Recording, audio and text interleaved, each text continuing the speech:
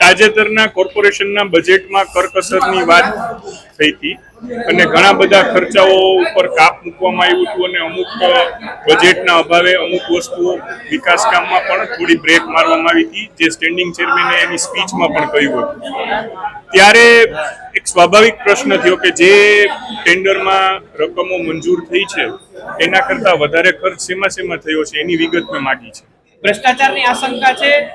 ના, ભ્રષ્ટાચારની કોઈ આશંકા નથી, પરંતુ જે મંજૂર થયેલી ટેન્ડરમાં રકમ છે એ રકમ કરતાં વધારે ખર્ચ ક્યાંક ને ક્યાંક વેરિએશનને લીધે થતો હોય છે, તો 10%થી વધારે જેમાં ખર્ચનું વેરિએશન આવ્યું છે એ બધીની વિગત માંગી છે। અને એ કરકસરમાં જે બજેટમાં જે પોલિસી નક્કી થઈ અમારા પક્ષ દ્વારા, એ પક્ષની નીતિ મુજબ અને ભારતીય જનતા પક્ષની નીતિ છે કે જે કામ કરીએ તે સચોટ રીતે કરીએ માટે એને અનુસંધાને આ પ્રશ્ન પૂછવામાં આવ્યો છે। ભ્રષ્ટાચાર થાય છે કે નહીં એની સ્પેસિફિક કોઈ વ્યાખ્યા નથી થઈ શકતી, પરંતુ જો કોઈ ગેરરીતિ સામે આવે તો ચોક્કસથી એને ઉજાગર કરી અને જે કાંઈ જેની જવાબદારી છે એ લોકો એક્શન લે છે। ના, આરોપ કોઈ સામે નથી, માત્ર માહિતી માંગી છે। અત્યારે જે કોઈ અમારા પદાધિકારીઓ છે તે સારી રીતે જ કામ કરી રહ્યા છે।